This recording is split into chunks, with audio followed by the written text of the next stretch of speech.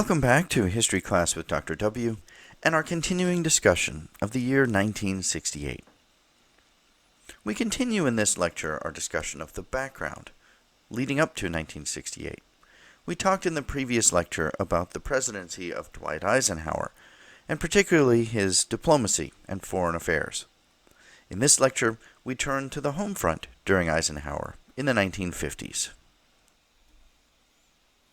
In general, on the home front, Eisenhower oversaw a period of great prosperity. He attempted to use the government as a mediator between a variety of interest groups while leaving them for the most part to oversee themselves. He did maintain some of the New Deal programs that lingered after the presidencies of FDR and Truman, such as Social Security, minimum wage, and some agricultural subsidies. But he also limited federal control, allowing southern states to take control of offshore oil rigs, and allowing the Tennessee Valley Authority and power companies to be privatized. In the first years of the Eisenhower presidency, he continued and even expanded the loyalty programs that had been initiated by Truman. There was a mild purge of many members of the Truman administration, as almost any questioning of the government might lead to termination. J. Robert Oppenheimer's security clearance was stripped when he questioned the wisdom of the H-bomb, for instance.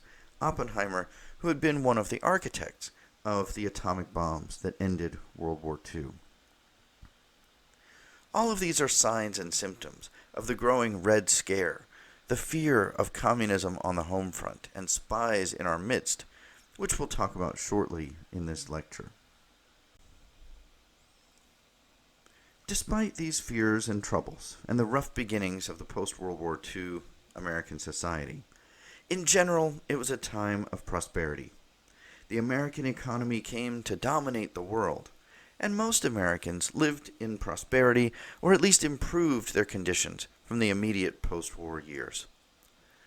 This is known in general as the Affluent society, affluence suggesting wealth and education.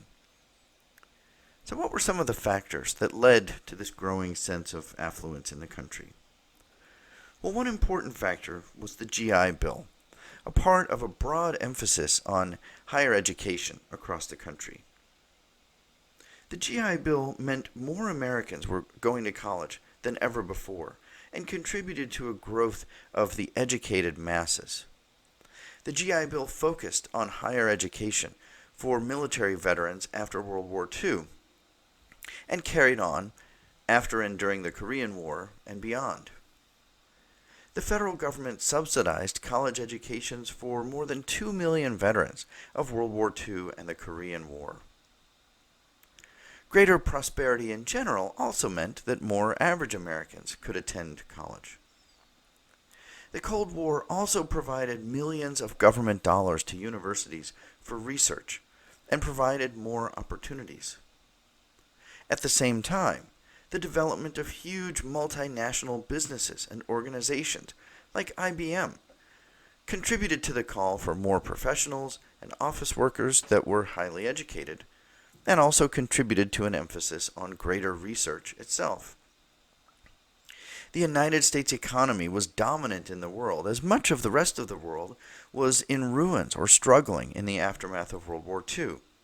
So American companies expanded their reach internationally.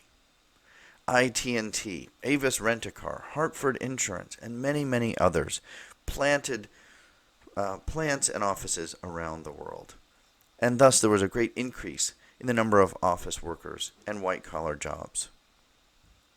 The number of blacks and women attending colleges also increased, but more slowly than for whites. There were also great improvements in farm technology, which increased production while decreasing the number of farms and the number of workers required. Between 1940 and 1964, the agricultural population in America decreased from about 30 million to about 13 million. This contributed to the growing and continued movement of Americans from the countrysides and into the cities. Many of these displaced farmers joined the growing ranks of the urban poor. And so it's important to emphasize, while in general this was the age of affluence and Americans were doing well. Some 20% of the American population continued to live below the poverty line, and roughly 60% were in the growing middle class of that era. So two broad trends that will become very important as we study 1968 that arise in the aftermath of World War II are what Eisenhower coined as the military-industrial complex, this increasingly complicated web of work between the federal government, big businesses, and the military. We start to see vast amounts of money injected into these companies and into the military, engaging in research and development of all kinds of new weapons and technologies. Eisenhower expressed some fears about this military-industrial complex in his farewell address as he left the presidency in 1961, and we'll talk much more about this in our discussion of 1968. As noted, this also contributes to the growth of college campuses around the country, the population of college students growing dramatically in the post-World War II years. And by the late 1960s, we'll talk about the vast generation of baby boomers, those who were born in the immediate post-war years, heading off to college. They become very important in our discussion of the events of 1968.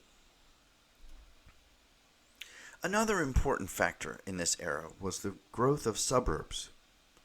With the growing number of professionals and higher incomes and the increased number of cars during this era, we start to see the rise of suburbs, with more and more Americans purchasing their own homes and living at farther distances from the places where they worked. There was much housing made available, especially to returning veterans during this time. And space and opportunities for housing were limited in the cities, and thus we looked for space on the outskirts of cities. The Federal Housing Administration and the Veterans Administration offered affordable housing rates and loans, particularly to returning veterans and participants in the GI Bill. In order to provide this housing, we needed to come up with ways to mass produce homes. William J. Levitt was one of the founders of this movement. He created a town called Levittown on Long Island, New York, which ultimately came to include 17,000 homes. They were mass-produced much in the way that automobiles are mass-produced rolling off the production line, with each home being built with basically the same parts and components and elements and according to a handful of very simple templates. And so they could be built very quickly and cheaply and led to the creation of suburbs like the one you see pictured at the top there. There was a great sense of uniformity throughout these homes. Many of these suburbs were all white, often including contracts and homeowner associations requiring all white residents. Therefore, blacks continued largely to move into the inner cities. It's during the 50s that Washington, D.C. became the first major city with a black majority. And again, we'll talk about some of these factors as they contribute to the events in 1968. Another important aspect of this was the growth of highways and roads, going along with the expansion of the automobile industry and the growing prominence of suburbs. Many Americans were moving away from public transportation in the inner cities and utilizing roads and highways, spreading out into the countryside. One of Eisenhower's important initiatives was the 1956 Interstate Highway Act, which was a federal building project largely along the lines of the New Deal projects of the 30s.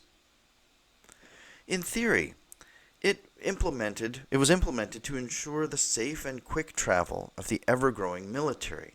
This is in the wake of the Korean War, when the transport of military equipment and troops had newfound importance. But the implementation of the Interstate Highway Act, of course, had a transformative effect on the country itself. It was a huge boon to trucking, construction, and the automobile industries. It also contributed to the rise of other roadside industries like gasoline stations, restaurants, hotels, and entertainment, And we'll talk about all of these things more as we get to the 1960s and 1968 itself.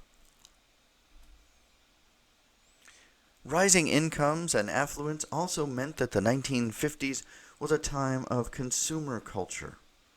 With high employment and a booming economy, people were able to buy more things and items. The economy was strong, and the labor front was relatively peaceful. From 1955 to 1960, wages increased an average of 22% each year. In 1950, the Diners Club introduced the first credit card, and buying on credit increased in the 1950s, as Americans were able to buy big-ticket items like homes, automobiles, refrigerators, and other appliances on credit much more than ever before. American businesses were happy to contribute to this trend, as all kinds of new items were being introduced. What were we buying in this age of consumption? Many Americans felt liberated to make large purchases for the first time since the 1920s. Of course, the Depression had set in the 1930s, and then the war had restricted the purchase of many items in the 1940s. And so many Americans, for instance, are replacing a car that was purchased in the 1920s. They were buying big-ticket items like appliances, automobiles. There were many other new goods introduced in the 1950s. M&Ms, Marlboro cigarettes, Wonder Bread, and so on. Americans were also traveling more. We see the introduction of Holiday Inn in 1952, and the onset of fast food. Restaurants like McDonald's, created and introduced in 1955. We start to see a system where annual changes in clothing and automobile styles encouraged buyers to replace older models. The airline industry was also growing rapidly, and travel and tourism was becoming an industry in its own right. Accompanying this is a growing culture of consensus and conformity. Many Americans are buying the same kinds of items, things that look the same, sound the same, and act the same. Americans are watching the same television shows and the same movies. There's an interest in fitting in with the crowd rather than standing out. This is also the age of the so-called Red Scare and McCarthyism, as Joseph McCarthy, the senator from Wisconsin, claimed to have a list of spies who were working in the State Department at that time. In the wake of this, and throughout the early 1950s, Americans were always on the lookout for spies in their midst. They could be living right next door. And we'll talk more about this process in future lectures. But understand that in the 1950s, and particularly the early to mid-50s, most Americans were interested in fitting in more than they were in standing out, because if you looked different or acted different or spoke out, you could be targeted under this Red Scare. If the automobile and radio were transformative industries of the 1920s, in the 1950s it was the growth of television that became the transformative industry. It ultimately becomes the chief Cold War medium of communication in the country. It was introduced in a dazzling exhibit at the 1939 World's Fair in New York, which looked to the future of the world. Still, by 1946, there were only a few thousand televisions in the country, and very limited production. Early television sets were large, flickering, with very small screens, and very limited programming available. By 1948, televisions were selling at roughly 200,000 each month. And by 1956, they were selling at about 20,000 every single day. And so by 1959, almost 50 million homes, about 90%, included at least one television, and many included several. Television thus grew up in the early years of the Cold War. Television showed the HUAC hearings on Hollywood on television, and televised some of McCarthy's speeches and other important events. At the same time, television revolutionized life in America. By 1960, Americans were spending an average of 5 hours a day watching television. Attendance at movies declined throughout the decade, and this would contribute to a revolution in Hollywood as well, as the movie producers had to move to more attention-grabbing and spectacular productions that made it worthwhile to go to the movie theaters. We'll talk about some of those factors later. The decline in Hollywood was also aided by the HUAC hearings, the Hollywood 10, and blacklists as part of the Red Scare, which I mentioned a moment ago. Hollywood was viewed with some suspicion, and television companies capitalized. In the 50s, we see the introduction of frozen TV dinners, TV Guide, and mass advertising. And this was at a time when there might only be 1 or 2 channels in each particular region. What are we watching on television? Well, for the most part, what's depicted is a happy, sanitized, white middle-class world. We think about shows like Leave It to Beaver, Ozzie and Harriet, and The Honeymooners. The most popular show was I Love Lucy, which both conformed with many of these trends and also pushed the boundaries, as many popular television shows do. In I Love Lucy, we saw a female lead and a Hispanic male counterpart, which were both unusual. Many episodes involved Lucy's zany plots to circumvent the gender stereotypes of the day, but in the end, she is happily restored to her place in the home at the end of most episodes. Television also became an influential force as a source of immediate information and keeping the public aware of new developments. Presidential debates became televised for the first time in 1952 and with growing importance with each successive election.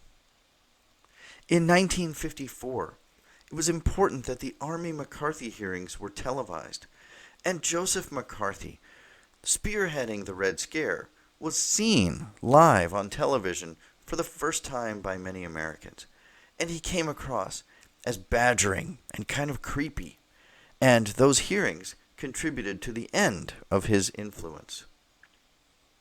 In 1960, it was the presidential debates between John F. Kennedy and Richard Nixon that hinged the entire election. Kennedy was young, handsome, and cool. Nixon came across as a little bit more awkward and uncomfortable. Kennedy won a very close election, and later said, "We wouldn't have had a prayer without that gadget." In our next lecture, we'll talk about some other elements of the 1950s, and some ways in which young Americans in particular began pushing back against the culture of consensus. Of course, a very important factor when we get to the 1960s and 1968 in particular.